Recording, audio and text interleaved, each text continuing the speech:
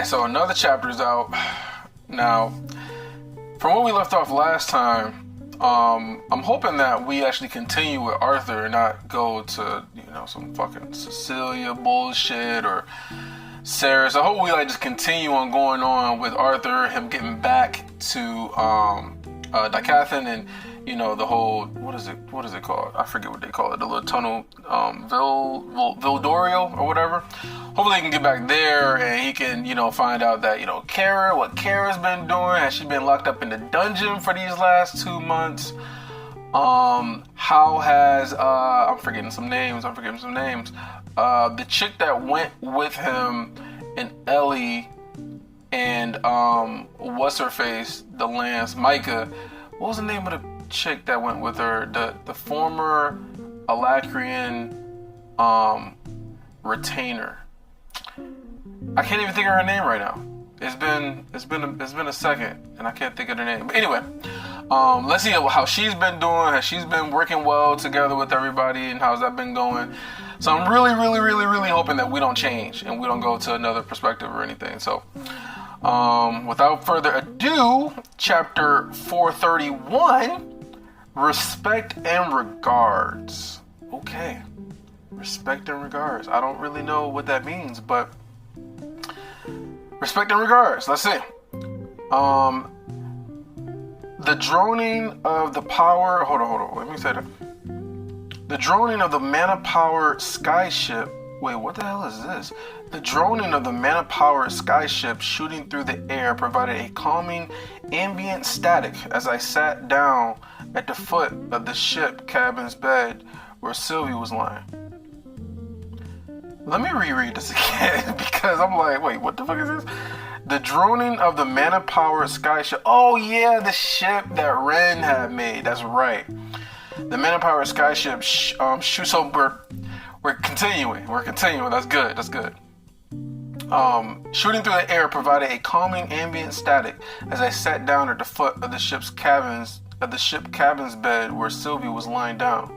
Outside, the pressure emanating from the two remaining dragons was a constant reminder of their presence. So they can't even restrict their pressure, from their ether, I guess it is, or maybe it's from their mana. I'm not quite sure. But I know that Coldry had called it King's Force. So maybe that's just what it is and they can't control it. Anyway, outside, the pressure emanating from the two remaining dragons were a constant reminder of their presence.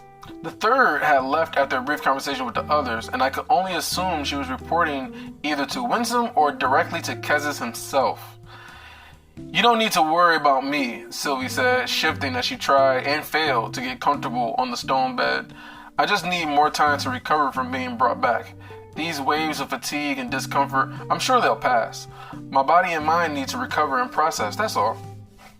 Sylvie, I started, then trailed off, not sure how to ask what I needed to.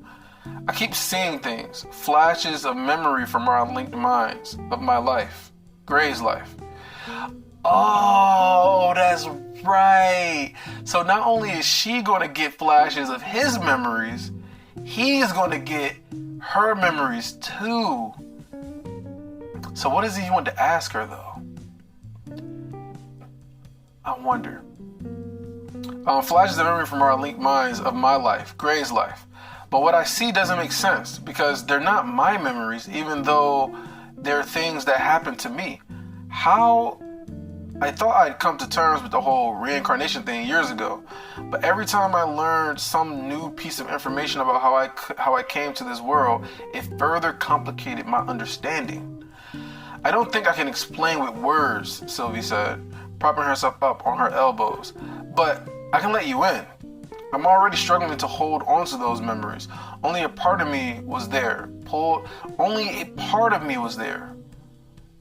through time and space by the collapsing portal you ripped in our universe.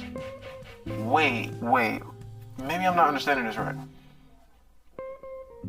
Only a part of me was there. Pulled through time and space by the collapsing portal you ripped into our universe. So is she referring to the ripped said the collapsing portal you ripped into our universe. So like, is she talking about when he was reincarnated and it ripped a portal into the universe? While the rest of me followed you to the relic tombs and became that stone egg.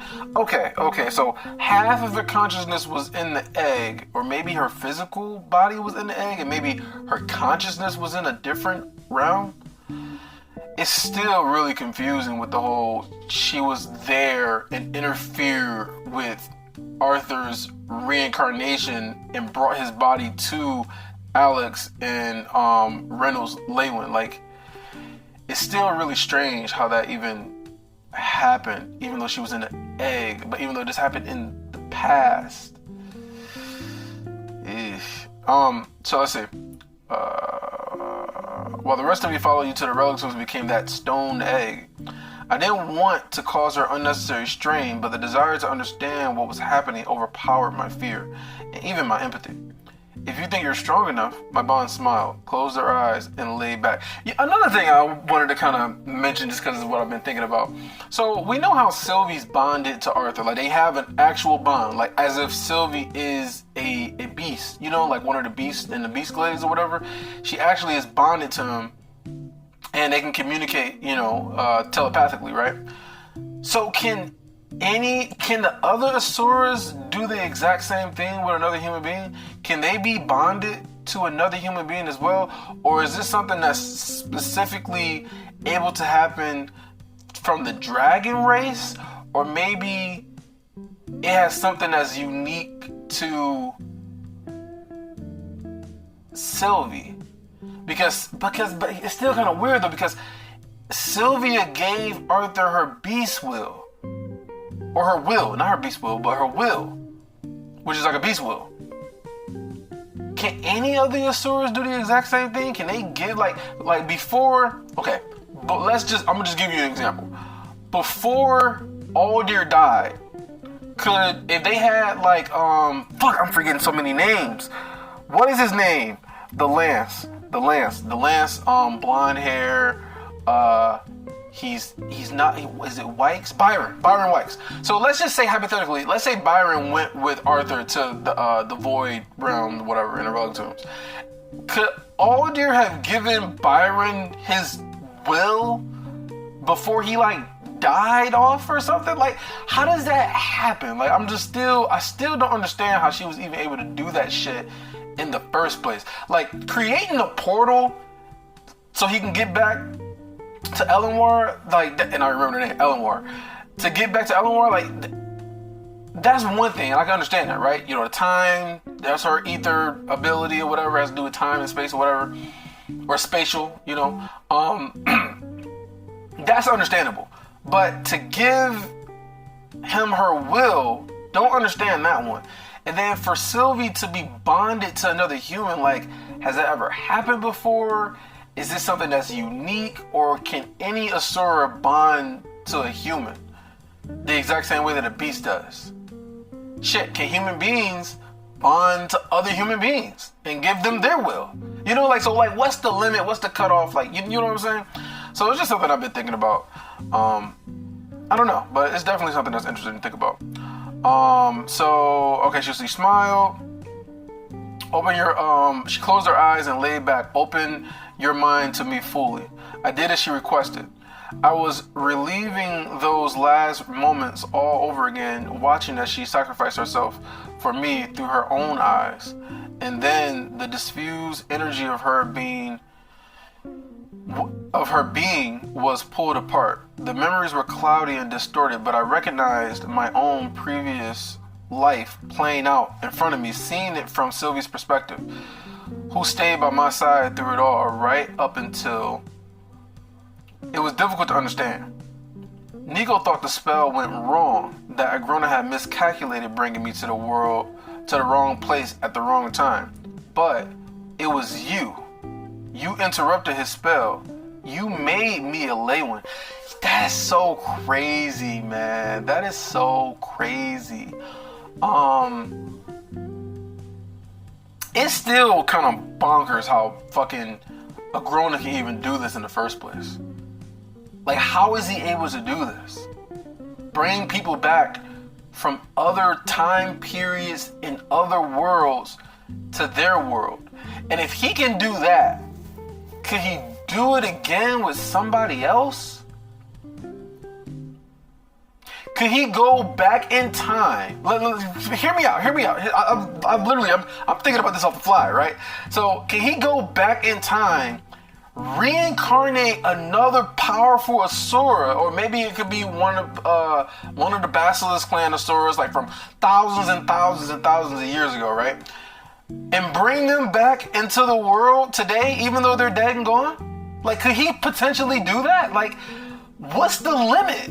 Like seriously, like what's the limit? What's stopping him from going back 10,000 years ago, grabbing some extremely powerful past Asura and bringing them back to the real world? What's stopping him from doing that? If you can do that with Arthur, and then you can do that with Nico, and then you can do that with Cecilia, why can't you do that with another Asura? Are they too powerful? Maybe you only can do it with humans? I don't know. But yeah, you interrupted the spell. You made me a late one. I stood, rubbing my hands over my face as I struggled to make sense of what I've seen. But of the dozens of questions I had, one in particular thrust itself forward, and I asked it almost without intending to. The infant. Did I kill him when I took the body? This is what I was talking about, bruh. This is what I was talking about. I'm just like, I remember back when it had happened, they said that he absorbed the soul or some shit. He absorbed the other spirit, let's just call it that, the other spirit of the baby into him. Like, maybe they kind of combined or something. I'm not entirely sure, but they said that it absorbed, right? So, did he kill it? Or did he, combine with his body? You know what I'm saying? See, Arthur, man, he has morality.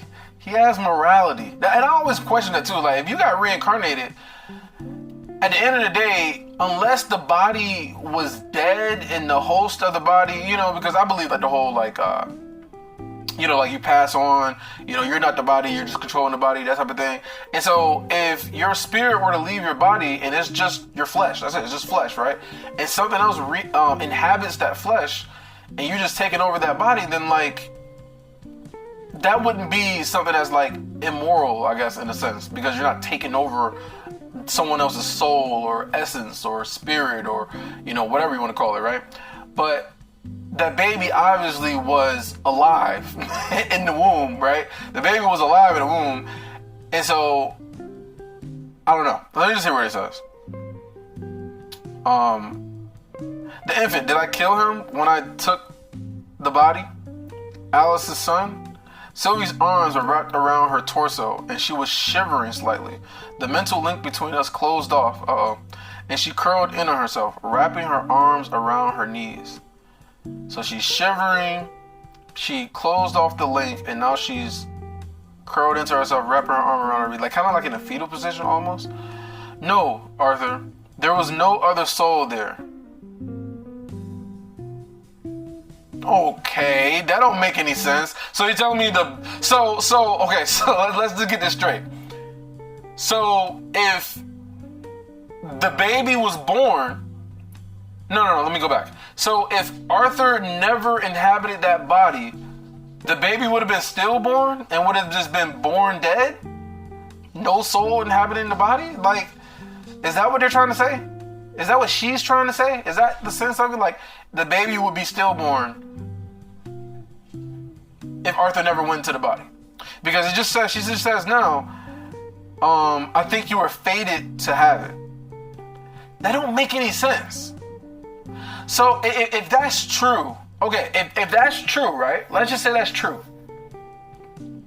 If that is true, then the baby that was growing inside, maybe I'm getting too deep about this, okay? Maybe I'm getting too deep.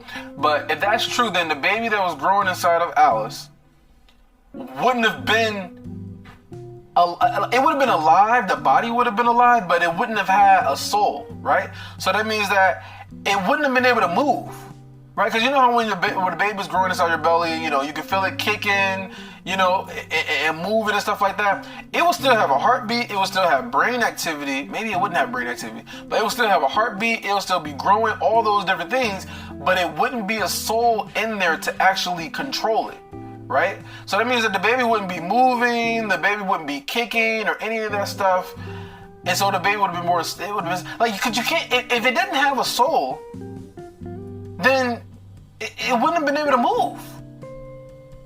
You know what I'm saying? So, I guess I'm just going into this like this because it doesn't make sense to me. It doesn't make any sense. Because you need a soul in order for a body to actually live and move. If it doesn't have a soul, then it's going to just be a lump of flesh, right? And you can keep it alive with like tubes or whatever and all this other shit, right? I don't even know, would it even be able to have a heartbeat? I guess it kind of would, right? I don't even know. The heartbeat thing, I don't know. But anyway, let me move on. I don't want to like stay on that for too long. But I think you were fated to have it. I moved to sit next to her and rubbed her arm to warm her. From the memory, it hadn't been clear, and I wasn't sure if Sylvie could really know that, but I didn't press her further. Thank you for showing me the memories. She nodded, her thin frame trembling even harder. Withdrawing a blanket from the gear stashed in my dementia room, I laid it over her, and she was asleep in moments. Man, I swear, like at the same time, even though Sylvie is, mature, and even though she is, more wise and whatnot, because of her development and growing up with Arthur, and I think she said something about how being on his head and having their memories attached, like allows her to like get access to his memories and kind of like grow and learn faster and better and some shit like that. This is like a scene of a child, like literally like a child. Like, oh, she's cold, she's shivering, she's not doing so good. He gets the blanket, wraps it around her, and then now she's asleep. And then she was asleep in moments. Uncertain what else to do, I returned to the foot of the bed. That's a whole lot to process, Regis sent from the deck of the ship. Does Regis ever sleep? That's a good question I just thought about. Regis doesn't even sleep, does he? Where he was keeping an eye on our dragon escorts with Chul. My mother had once, not so long ago, struggled with the question of whether or not I was truly her son. It had never been a question to me before, but now, knowing that it had been Sylvie who placed me inside that particular baby, I couldn't help but wonder what it meant for my relationship with my family. I mean, I don't think it changes anything. Like, you're still Arthur, you're still their son, you still grew up with them, they still raised you, like halfway raised you because you were fucking already an adult, but they still halfway raised you and stuff like that.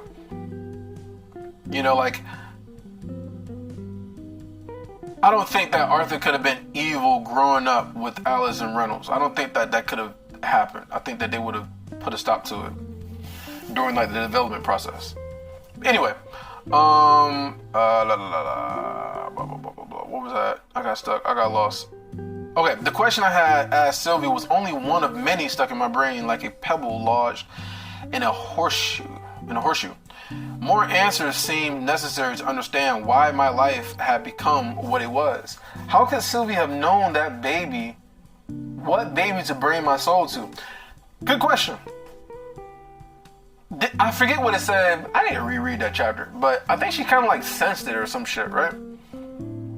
Knowing that no amount of self-reflection would bring answers to the questions I had, I did my best not to think about them. Instead, I withdrew the keystone I received from the last ruin.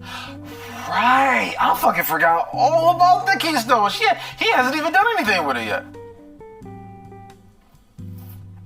So much had happened in a short amount of time, discounting the fact that nearly 2 months had passed in the blink of an eye, of course, that I haven't been able to give the keystone more than a passing thought since returning from the Relatombs with it. Sitting with my legs crossed, I rested the small cube in my lap, considering its dark, matte surface. Both the previous keystones, which had helped me gain insight into Aurora's Requiem and Realm Heart, respectively, had provided difficult, prolonged puzzles for me to solve. So let's think back. So Realm Heart was back when he was in the mirror room. Or not Realm Heart, what am I talking about? Aurora's Requiem was back when he was in the mirror room. And, and I guess Aurora's Requiem was like, I guess he got like the limited version of it, because the full power version could have like brought people back to life, completely healed injuries, all types of fucking world breaking shit, right? And so we couldn't have that. That would have just broke the entire story. Like, it would have been no consequences. Like, you get killed, he just puts his hand over you, the motes of ether comes around your body, and you just reform. Like, that's it. Like, no risk in the story anymore. So that was when he got Aurora's Requiem. And then Realm Heart was what he was working on in the Keystone. First he was working on it with Kara, and he wanted her to use mana, and he was able to see better, and she said that she could see the world. It was like a bunch of colors and stuff like that. It was beautiful and stuff like that. And then he finally unlocked it back when he was in Voldorial with Ellie. And I'm mostly saying this to, I guess, if it can refresh your minds, if you kind of forgot, and to kind of refresh my mind and get my mind just working. Back when he was in those caves in Voldorial with Ellie, he had her like making all these different figures with her mana, like a bear and all these different shapes and stuff. And that's how he was able to finally figure out how it worked, and he unlocked it. So yeah, those are two. So this is the third one. And I forgot where I was at. Okay. Had provided difficult, prolonged puzzles for me to solve. Although my mind was unsettled, I felt a thrill as I prepared to imbue the cuboid relic with ether.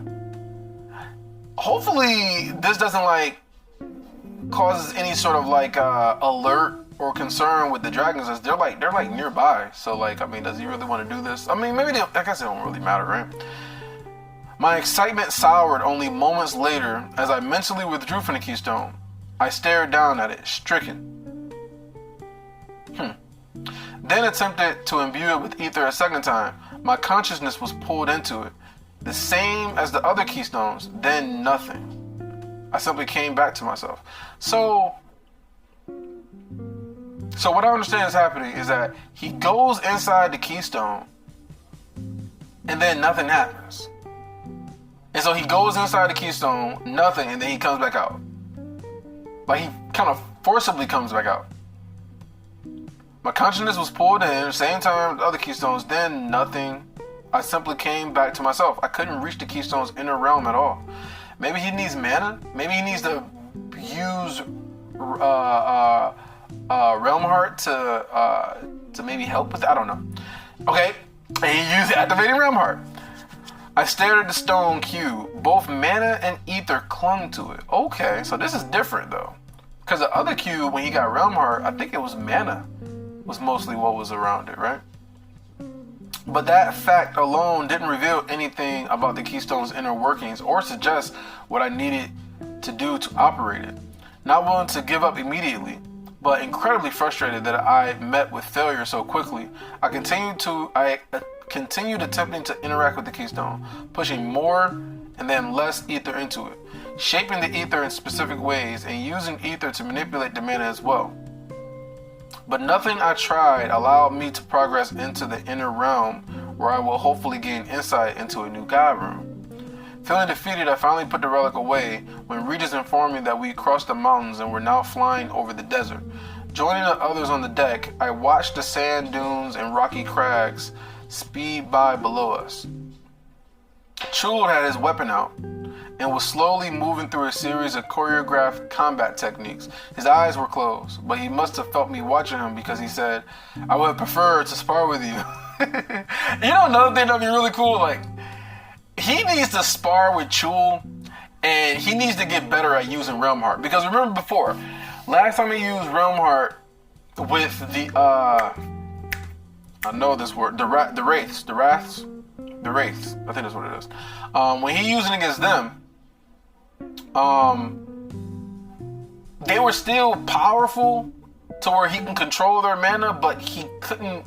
But I don't know. It was like he kind of struggled to do it. So I think that if he were to practice, trying to control Chul's mana, or like interrupt his spells or stop his spells or something like that, because his mana would be like stronger and he'd have like a more control over it. I think that it will give him more training to be able to actually potentially, manipulate another Asura's mana and, be able to fight that way. Because I think that, trying to manipulate an Asura's mana compared to a Wraith's mana is I think that's like a different ball game, right? I mean, just thinking about everything with Cecilia and shit, her difficulty. I would prefer to spar with you, but Ren rightly worried that the force of our clash might shatter his conjured construct.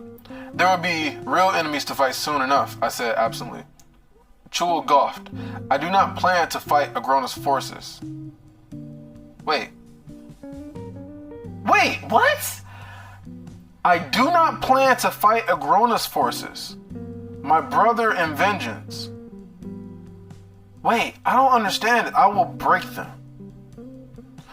Wait. Oh, he's calling Arthur his brother. I'm just like, what the fuck? I do not plan to fight Agrona's forces, my brother in vengeance. I plan to break them. I will break them, bruh. Okay, Chul, I'm telling you, man. Chul wants all the smoke, man. It's crazy.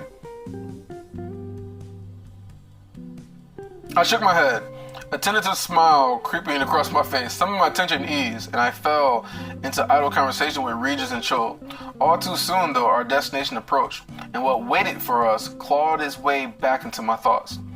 I pointed out a crack in the ground to Ren, one of the many surface entrances to the dwarven tunnels surrounding Vodorio, and we began descending toward the sand. Sylvie was already up, and when I went to retrieve her... Sylvie was already up when I went to retrieve her, and within a couple minutes we were standing on I think that's backing? No, it's not a C. Baking stone at the edge of the small ravine. Both dragons landed as well, transforming into their humanoid forms. The green dragon became a tall, blonde man in dark armor that shimmered emerald when the light caught it at a certain angle. The red's humanoid form was shorter and more wiry. Or weary? Wiry? I think it's wiry, right? His jet black hair and robes contrasted sharply against his pale skin. But his, I don't even know what that is. That orchery eyes and scowl were the same. Let me see if they got this word. Ochre eyes. So what color is ochre? Let me see. His ochre eyes. I've never even heard of that word before.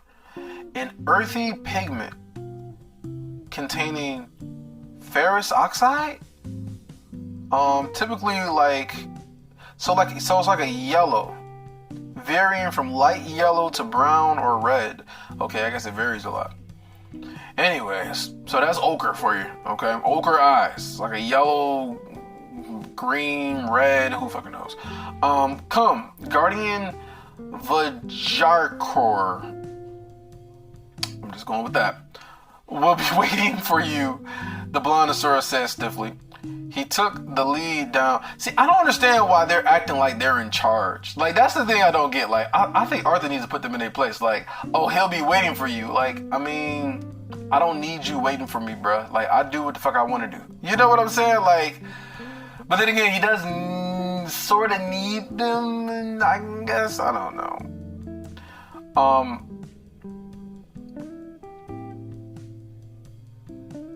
So he'll be waiting for you. The blonde Asura said stiffly. He took the lead down into the ravine while his counterpart moved to the rear of our group. When Cain dismissed the ship, allowing it to dissolve and flow as sand, then followed close on the first dragon's heels. Ah, if only we could stand beneath the sun's warming gaze for a while longer before divulging back under the ground, Chul said. His eyes closed and face turned to the sun. He was smiling broadly. I said nothing, too tense to make conversation. Inside the tunnel entrance, which was hidden within the shadows of the ravine, we were greeted by a cadre of guards. The dwarves bowed to the dragons, hardly even taking stock of who accompanied them, and led us through without issue. We passed through several more barricades on the route of Vodorio.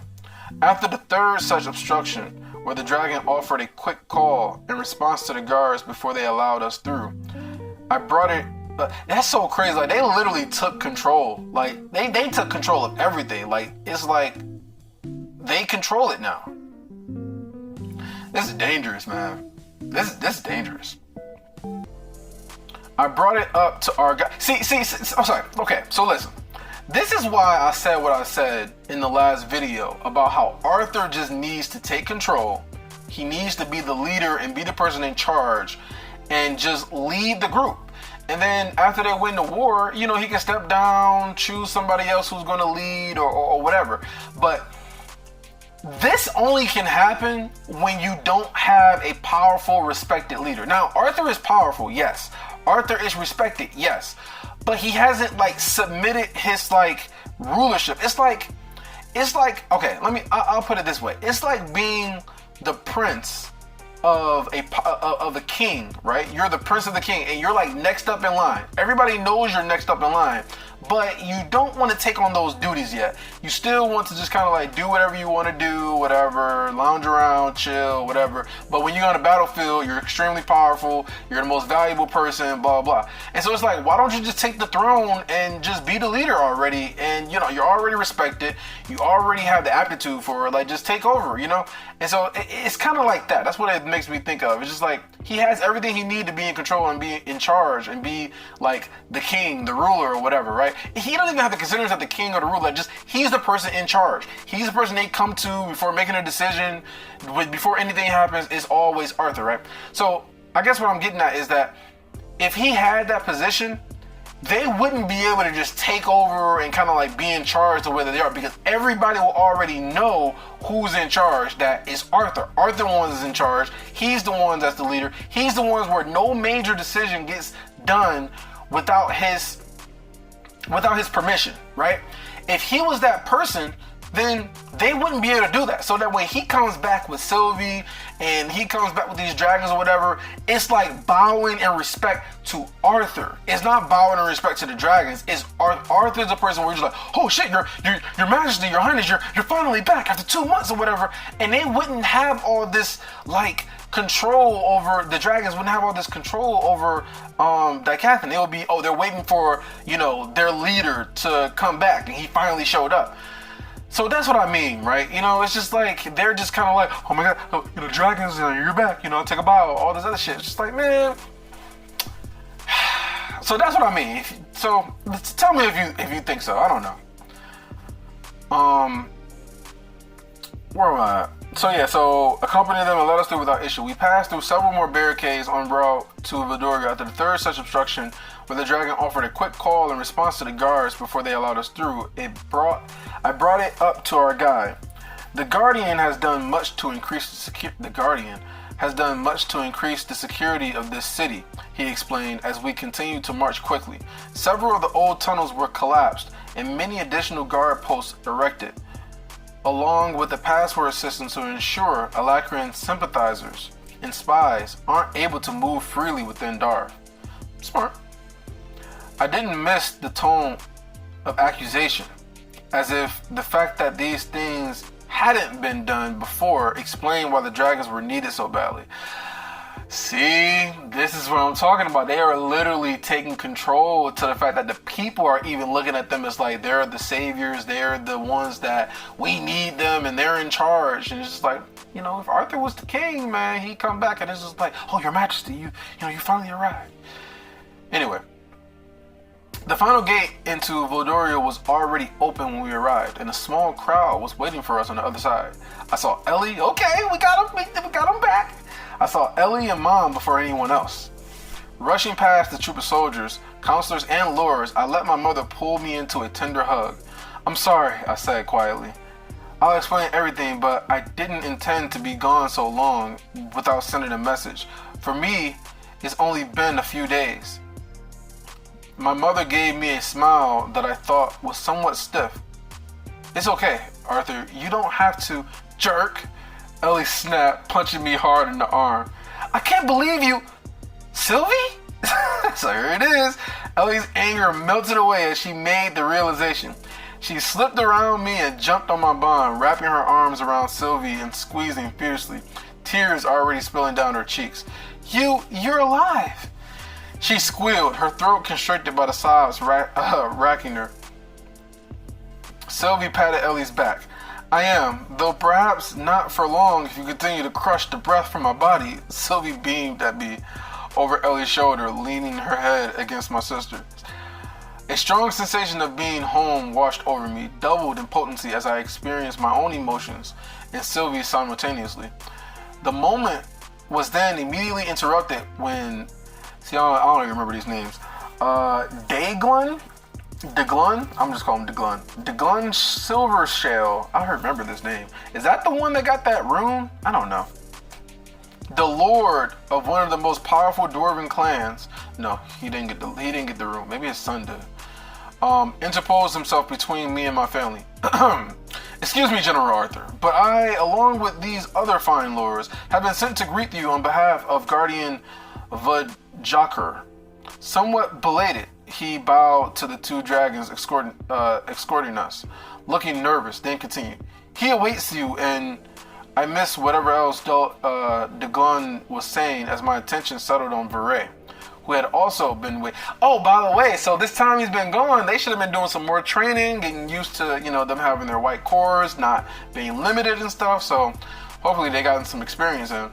I mean, it's only 2 months, probably can't get that much powerful, but, they could get a little bit more powerful. I missed whatever he said as my attention settled on Viray, who had also been waiting with the group of dwarves and my family. It had been a while since I've seen the other human Lance, who spent time helping to clear the cities of Sapin of several Alacrian holdouts. Although her white hair was now short, she hardly seemed to have changed at all since I first met her at Zyra's Academy years ago. She was watching me intently, her gaze an icy ray that conjured goosebumps on my arms. What's wrong? I asked, stepping around the still-speaking Deglun, who sputtered with indignation. Viray gave me a shallow nod of greeting. Welcome back. It was an unfortunate time for you to disappear. Aw, shit. There was a note of reproach in her voice, but it was shrouded beneath the frost of her icy stoicism. So, I guess they probably gotta talk about this in private because she probably is smart enough to not trust the dragons either.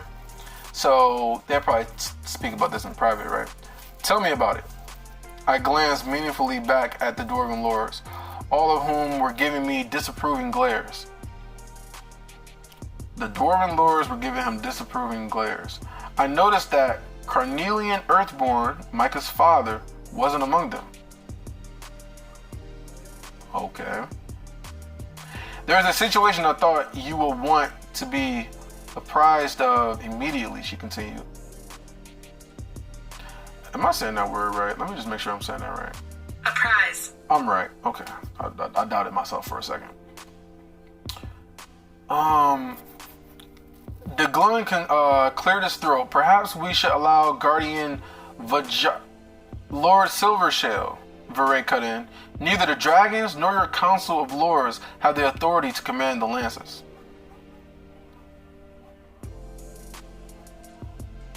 Wouldn't it just be Virion, right? Isn't Virion the commander of the Lancers? I think that's kind of how they set things up, right? Speaking of Virion, what the hell is Virion? Deglun's fist clenched and face blushed. He turned his back on us, began an urgently whispered conversation with the other Dwarven lords present. The dark-haired Asura stepped forward, giving Viray a withering glare. Arthur Lewin is being escorted directly to Vajakor. I don't even know how to say this fucking name.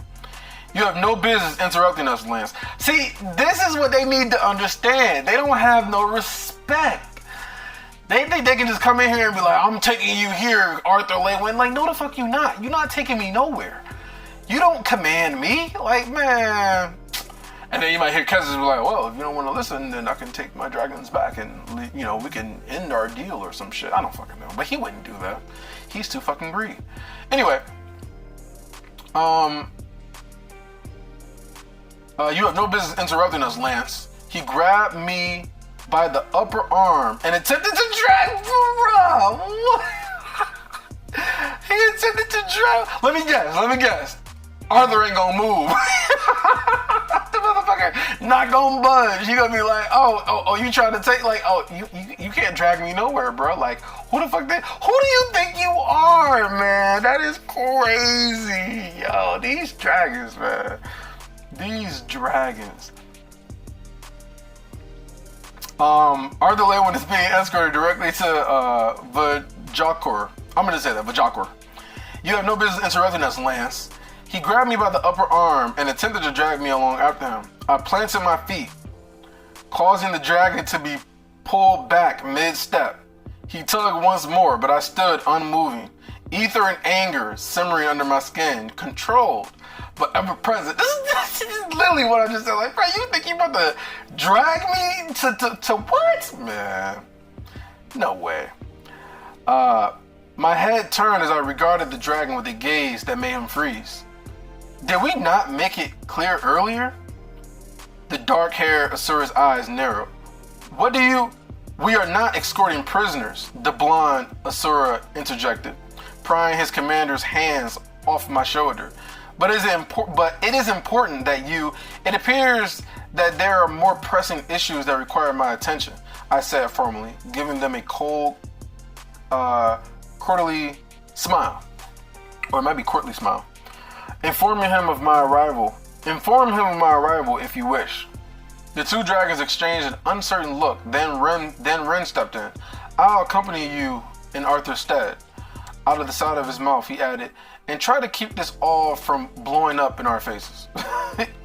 After a moment's hesitation, the blonde Asura turned and began to march quickly away. His dark-haired companion lingered a moment, his suspicious gaze shifting between Ren and me, then spun and followed. Ren let out a deep sigh and trailed behind them. Well, Ren's definitely helping. He's definitely helping out since he's showed up, with the ship and then, accompanying them instead of Arthur. Varay's dark brown eyes lingered on the Asuras before returning to me. Before you left, an Alacrian woman arrived in the city via some kind of teleportation artifact. She claimed to know you. I'm told that you... Teleportation artifact? The memory of my rushed departure from Valdorio crashed into me like a thunderbolt. Deglun had said something about the Alacrian, and I had assumed he was talking about Lyra Dry. That's what I was thinking of. Lyra.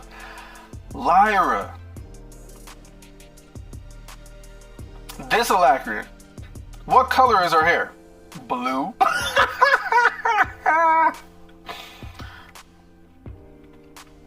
Brows rising ever so slightly, Varay answered. Blue. I bit back a curse. Take me to her. Deglun, having watched his exchange from the side, looked stricken. But generals, Arthur, Varay, you must really... Feel free to return to the palace, Lord Silvershale. Lord Silvershale. Your job here is complete, Varay said frigidly. The dwarves responded with a collective humph before marching away, allowing me to finally turn my attention back to my family. Elliot was standing at Sylvie's side, both arms. So now you got two people that can protect this family, bro. He be like, listen, Regis, you watch over the family, or he be like, Sylvie, you watch over the family. If you gotta communicate something, they both can hear him. Man, that's dope, man. The crew's back, fully assembled. Elliot was standing at Sylvie's side, both arms around her waist and head on her shoulders. So, we're all going to rescue... Wait. So, we're all going to rescue Kara? Awesome, let's go. Wait, who is this? Elliot was standing at Sylvie's side, both arms around her waist and head on her shoulder. So, we're all going to rescue Kara? Awesome, let's go. She started to pull away from Sylvie.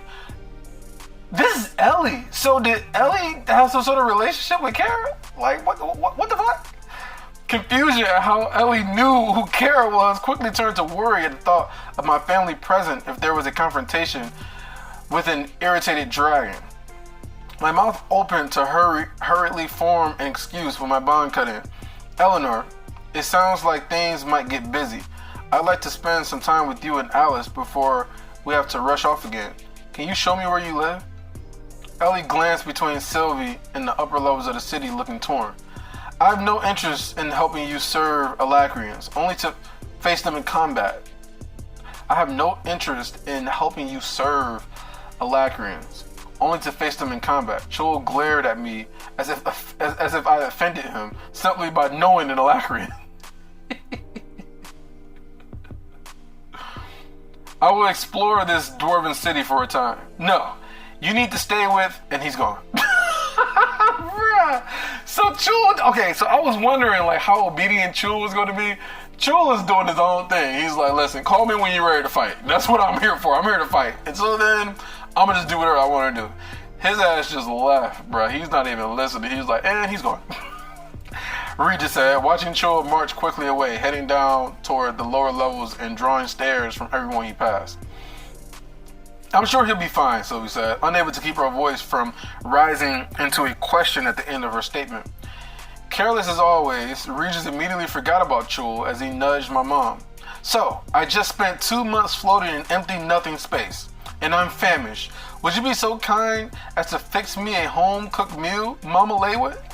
This motherfucker, Regis, man. Mom scratched Regis' head. I guess. Do you even need to eat though?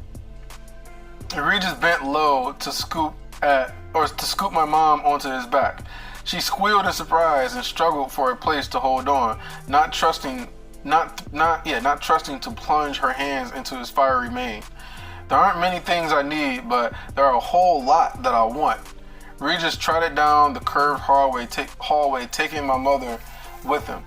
At least if I have your bond, I know you can't vanish again, Ellie said, with a hint of pout, letting Sylvie lead her away. So basically Sylvie and Regis is about to keep his family safe. Do not lose sight of why the dragons are in Dicathlon in the first place, Sylvie reminded me as she descended along the highway. This Vajakor will test you. It is our way, apparently. But he won't go outside of whatever orders my grandfather has given him. I'll mind my manners, I thought back, turning to Veray. Wait, I'll mind my manners. So, I thought he was going to Kara. Is he talking about later he's going to go to this Vajakor or whatever guy? I'll mind my manners, I thought back, turning to Veray, who had looked on with her customary lack of outward emotion throughout. Man, that's another thing too, man. Like that was like she's so stoic. She doesn't show any emotion. I'm talking about Veray. And when Arthur finally returned back in the sanctuary and he met her, like the fact that she came up and gave him like this tender hug, I was just like, oh man, like she's really feeling good that Arthur's back. Like that's some love and energy right there, especially for her. If it was anybody else, it'd be like, oh, okay, you know, gave him a hug. If it was Catherine or something like that, you know, am I saying that right? Kathleen? Yeah. Curtis's sister? Right, yeah, I think that's right. You know, it would have been not that big of a deal, but the fact that it was Veray, that meant a lot. Now, perhaps you can take me to her. We did not go to the prison, but continue on directly to the dwarves' royal palace. Lodenhold Hall, a huge fortress carved into the walls at the highest level of the cavern. We were nearly at the palace before Veray spoke. The Alacrian woman was treated well on Lance Micah's order, though she was kept in prison for the sake of security. The other one, Lyra, was able to confirm the prisoner's identity but had no knowledge of your relationship. Things changed when the dragons arrived, I'm afraid. Oh wow. What do you mean? I asked, heat rising to my face. When Vajakor discovered her presence in the prisons, because her horns are out and everything, because she doesn't have her necklace doesn't. I think her necklace got broken? Her artifact? I think. Something happened when she was like about to drown and shit. I forget. When he discovered her presence in the prisons, he had her transferred to a holding cell in the palace.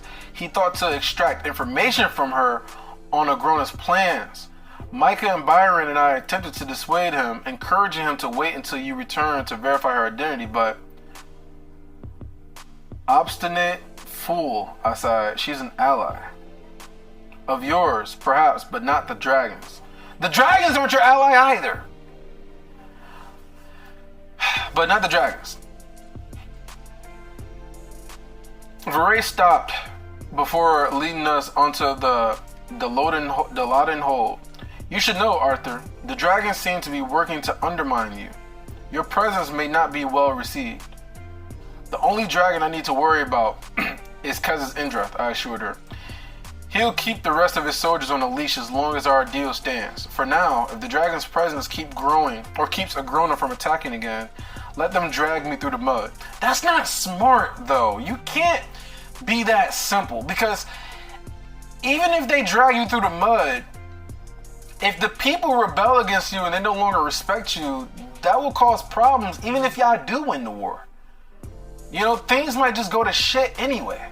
Or what might happen is they might have more power and more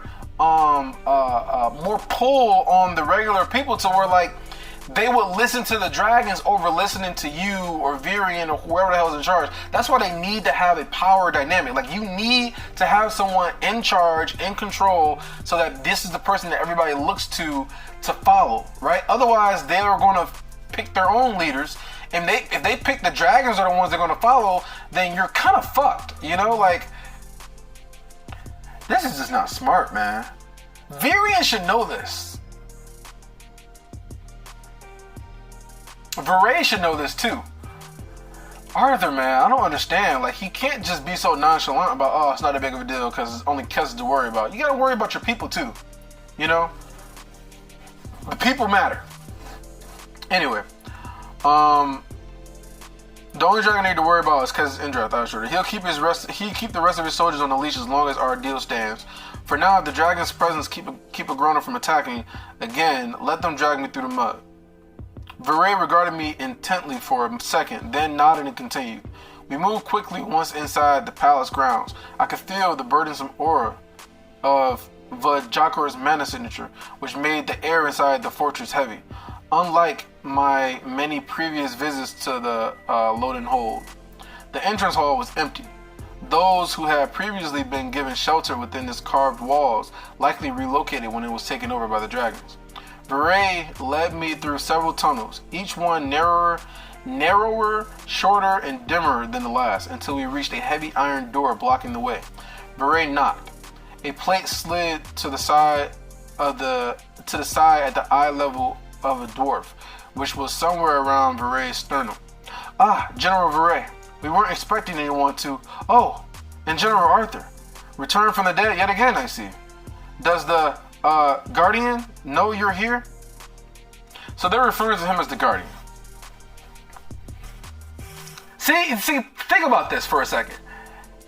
Arthur shows up with Viray, 2 lances, and these 2 lances are responsible for keeping everyone fucking alive when Kezis sent Tacy there to kill everybody in the sanctuary. And then he goes here and he's talking and he's like, oh, you know, oh, does the Guardian know you're here? What the fuck do you mean does the Guardian know you're here? I'm here. You know what I'm saying? Like, this is bad. Arthur needs to do something about this, man. This is already bad. Open the door, Torvire, Viray commanded. The dwarf eyes, previously squinted in suspicion, now went wide. The window slid closed with a rasping clink. A murmured exchange between the guards was muffled by the thick door. After several frustrating seconds, I heard a heavy bar drawn aside, and then another, and finally the clatter of a chain, and the door swung inward.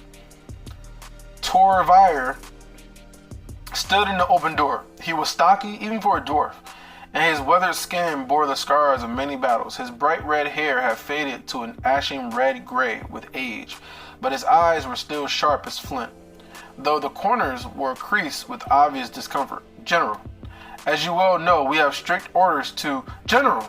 I moved around the guard, knowing full well he wasn't about to try and stop me. The second dwarf took a step back, looking increasingly nervous.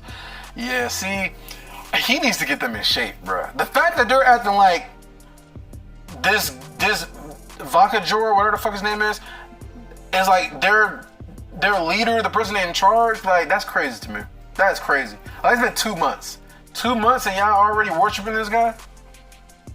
The chamber was no more than 8 by 10 feet, barren except for a small table and 2 chairs. 2 more heavy iron doors were set in the wall opposite the room's entrance. Both the doors and the walls around them were rune etched to prevent them from being assaulted with magic. General, I must insist, Tavar said half-heartedly. Ignoring him, I approached the right-hand door and slid the viewing window aside. Peering into the gloom beyond, the narrow dark cell was empty.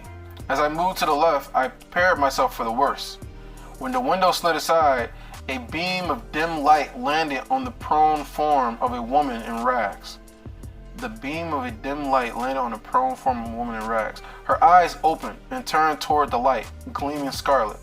Grabbing the door's handle, I heaved. The series of bolts that secured the door groaned and bent, and it was the stonework that gave way first, bursting apart. Man, this is what I'm talking about, bruh. Get her the fuck out of there. That's crazy. That is crazy. I can just kind of picture it in my mind, him just grabbing the door and just breaking all that shit out. Man, that's I wonder what did they do? Did she get mentally fucked? Did she get like limbs taken off or some shit? Man, he's gonna be pissed too. He's gonna be pissed. If something serious happened to her, he is gonna be pissed. He might just fucking go in and kill fucking Vakajor or whatever the fuck. You know? Grabbing the door's handle, I heaved. The series of bolts that secured the door groaned and bent, but it was the stonework that gave way first, bursting apart with a shower of rock dust. The door flew open and ripped free as the hinges sheared and embedded itself into the wall. Tavar Bulger, you are dismissed. Vare. Alright, Vare said behind me, I'll cover for you when he arrives. I didn't need to turn around to know they'd obeyed as their heavy bootsteps and the clanging of their armor receded down the receded down the hall away. I thought that was like halfway. The hall away from the prison cell. Kara scrambled back against the wall, but came up against the end of the length of the chain that bound her mana suppression. Shackles to the floor. Gray? She asked, her voice cracking with dehydration and... Is that this? I don't know what word this is. Let me look this up. Disuse. Disuse. The state of not being used. Her voice cracking with dehydration and disuse. Oh, that's interesting. So when you don't use something, it gets disused. Okay. Hurrying to her side, I took hold of the chains and ripped them off the shackles. Then, being careful not to hurt her in the process, I pried the manacles apart, freeing her wrists. Wordlessly, I helped her up off the floor and led her slowly out the cell. Gray. Kara was looking up into my face, searching my eyes so intensely it felt like she was trying to make sure I was real. She wrapped her arms around me and pulled me into a shaky hug. Then she pushed me away, glaring at me with an authority that channeled her mentor. Right, so she went from, oh my god, I'm so glad to see you. And then she went to like, wait, I gotta remember who I am. I'm a high blood. I can't be acting like this. Then she pushed me away, glaring at me with an authority that channeled her mentor, decisive Sarah's Vritra, and slapped me across the cheek. How dare you leave me in prison for... She threw her hands up in frustration. However long it's been. Where were you? Saris, is she... Wait, I think this is her. Saris, is she... I don't know anything yet. I said, frustration, guilt, and disappointment seething within me. I just found out you were here 10 minutes ago, and I came straight here. What are you doing in Valdorio, in Dicathan? Saris should have known better. She sent me to you for help. Right, I forgot about this. So this has been 2 months, so that means that Saris has been in the relic tombs, and they've been trying to, I guess, like, keep everybody safe and kind of like keep things afloat because she wanted Arthur to come back to help.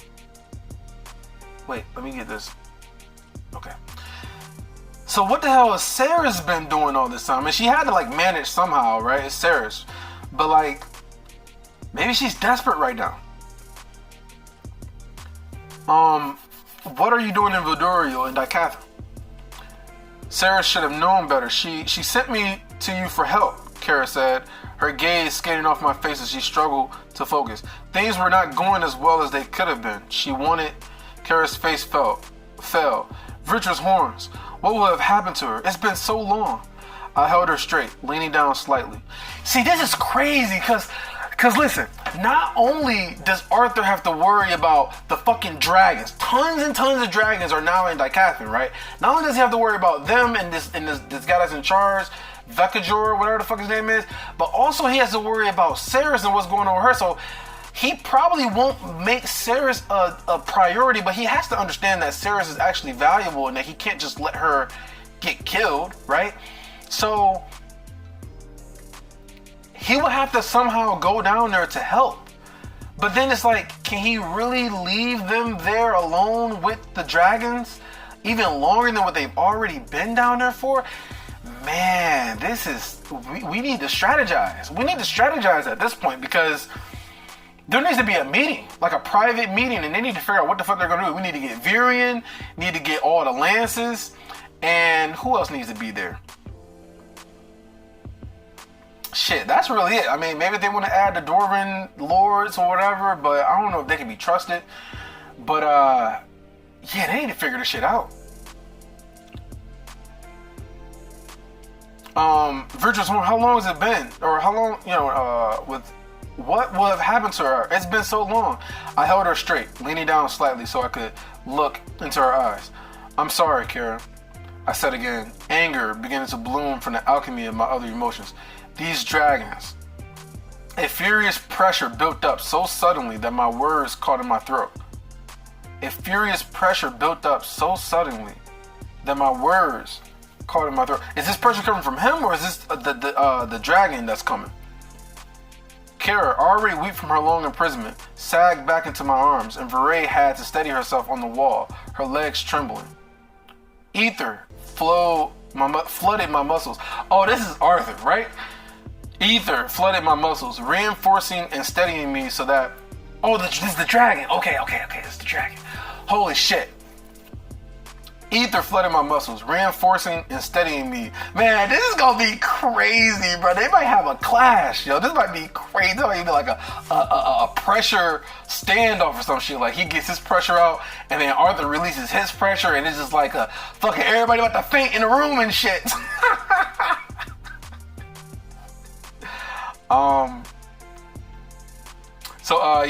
So let me read this over again.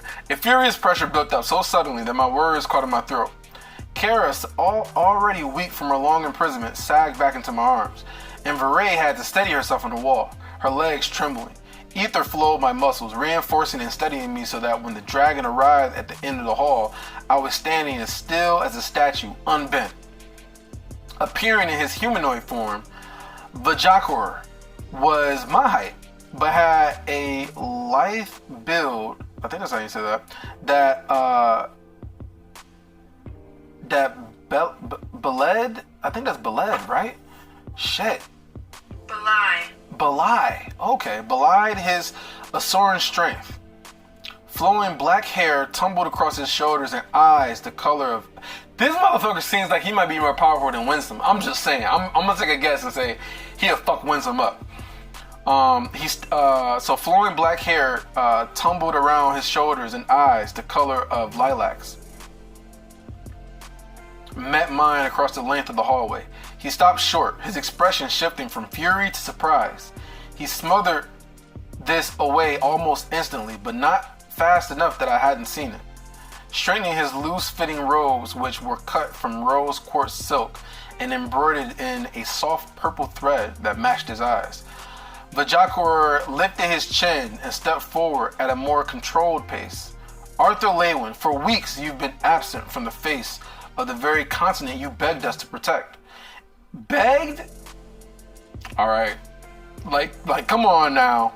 Come on. He didn't beg, bruh. And yet the first thing you do upon return is help the enemy? Explain yourself. The world is a messy shade of gray, where enemies can be allies, and allies. I let a minute pause. I let a minute. Is that minute or minute? I don't fucking know. The English language is fucked up. Minute. I think that might be minute. I don't fucking know. But it might be spelled exactly the same way because the English language is stupid. A minute pause, break up my word. It had to be minute, bro. Pause, break up my words. Holding Vajakura's gaze. Can be enemies. Helping Kara to stand straight, I took a step away. She was strong, and she forced herself up to her full height, even under the weight of the dragon's presence.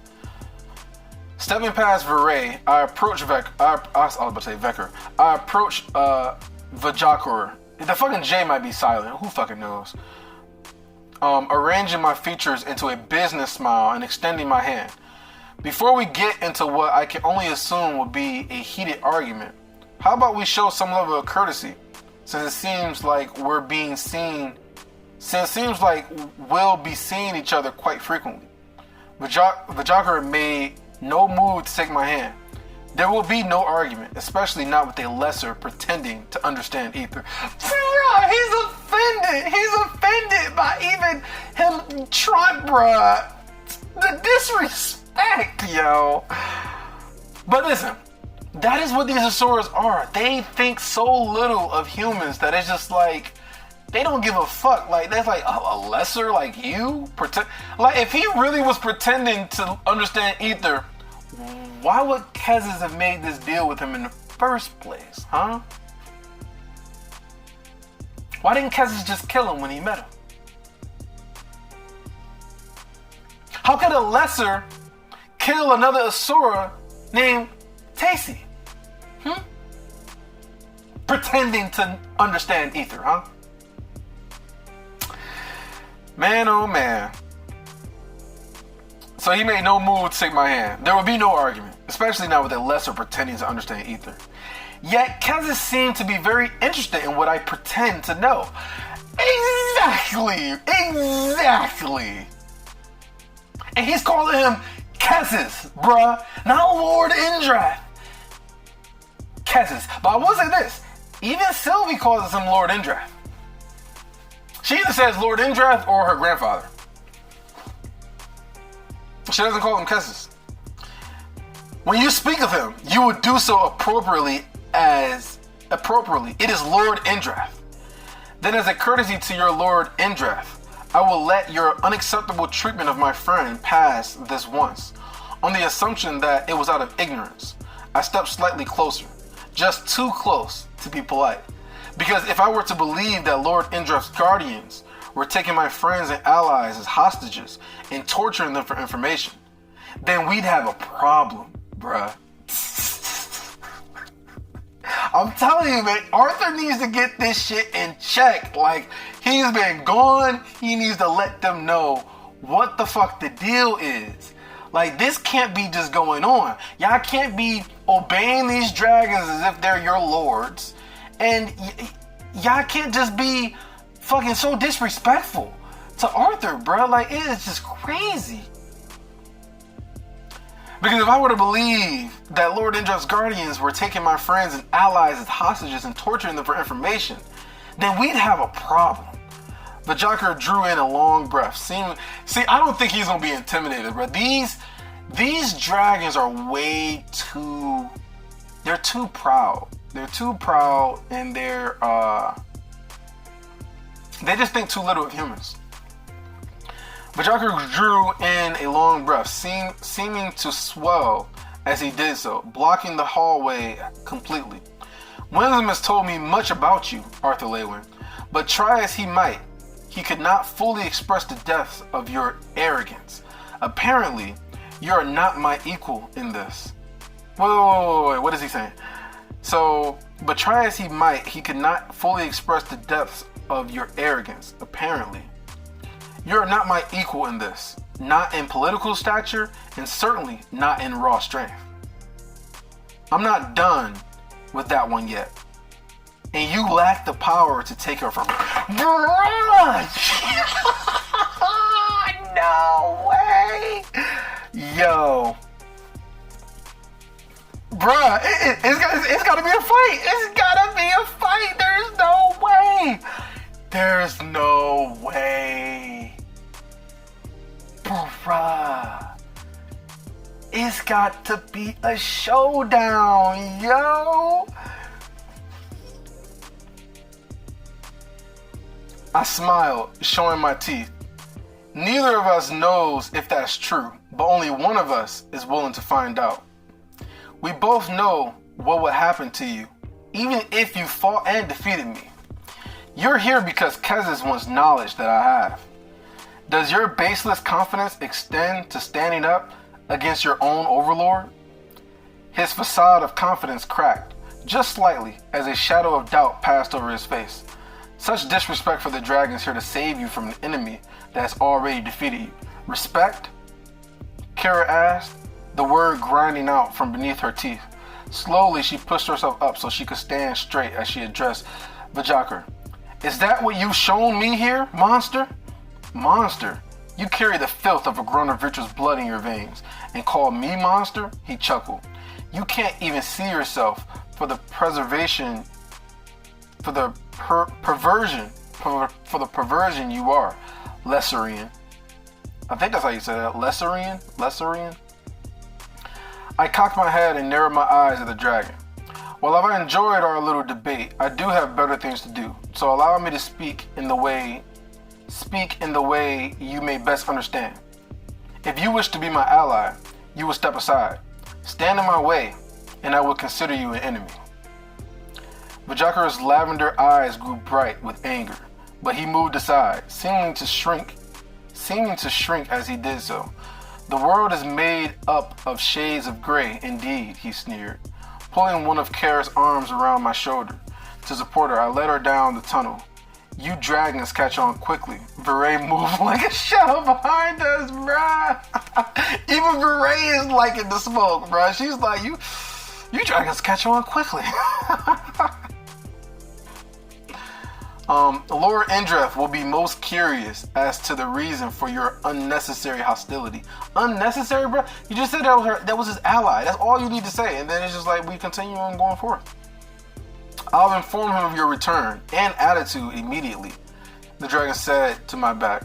Send him my regards. And that is it. Yo, that is crazy, bruh. That's crazy.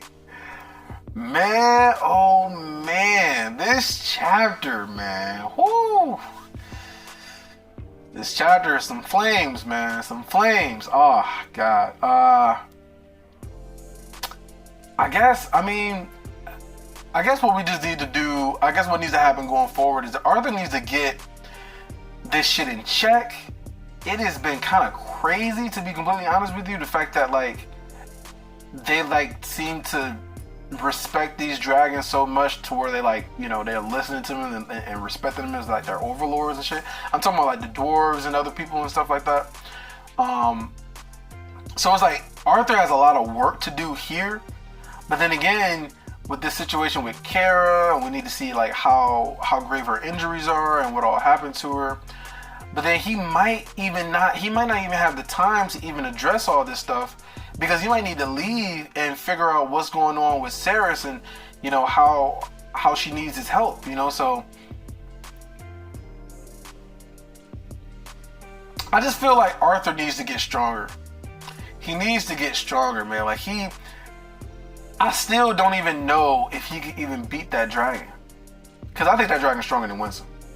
Vajakar or whatever his name is, I think that dragon's stronger than Winsome, and I don't think that Arthur is strong enough to face off against, even now with this other layer of his core. Like, he has more ether at his disposal, but, like, raw strength and I don't know, ether has a lot of raw strength and power and shit, but, like, he needs more abilities. He needs a long range attack. He needs, like, better defenses, because even his ether barrier can get penetrated by mana or other ether, you know. So he needs higher defenses. Cause even his fight with what the fuck was his name? the scythe that he killed in Alakria? Cadell. Even his fight with Cadell, like, he was able to make that little spear of mana, whatever the fuck it was, and it literally penetrated his armor and it penetrated his body and got his core, and he was afraid that his core was gonna break. Remember when it hit him and he went up against the barrier and it like pinned him against the barrier and shit? Like, if it wasn't for Regis stopping and eating the attack or whatever the fuck it was he had did, I mean, he could have been fucked up. So it's just like his defenses need to get stronger. He needs to get like a long range attack. He just need to get more abilities. It's like he needs to have some more AoE moves, like abilities anyway. But anyway, so he needs to figure out what's going on with Seris, and he also needs to take care of things in Dicathan with these dragons and the level of disrespect that everybody is treating him with. You know, like, I don't know, man. I mean, I don't think he would be able to defeat that guy. I really don't. I think it'd be a good fight, but would he be able to win? Maybe.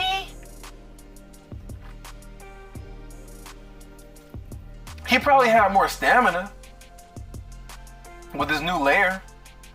I don't know, man. But this is a great chapter. Great, excellent chapter. I guess just let me know what you think about all the shit that I had said, because I mean, I had a lot of reactions to a lot of this stuff, man. Like Kara finally getting out of here, her being tortured, them just taking over and shit. God damn, man, that shit's crazy. And then Varay, man, Varay is just dope. Like her whole little remark before he left, like, oh, you said to catch you dragon said to catch up quickly. I'm just like, oh shit. Varay with the snide remarks, but yeah, this chapter was dope. Let me know what you think. I appreciate the likes and stuff. Like the video, and I appreciate that. And I'll check you guys out in the next video.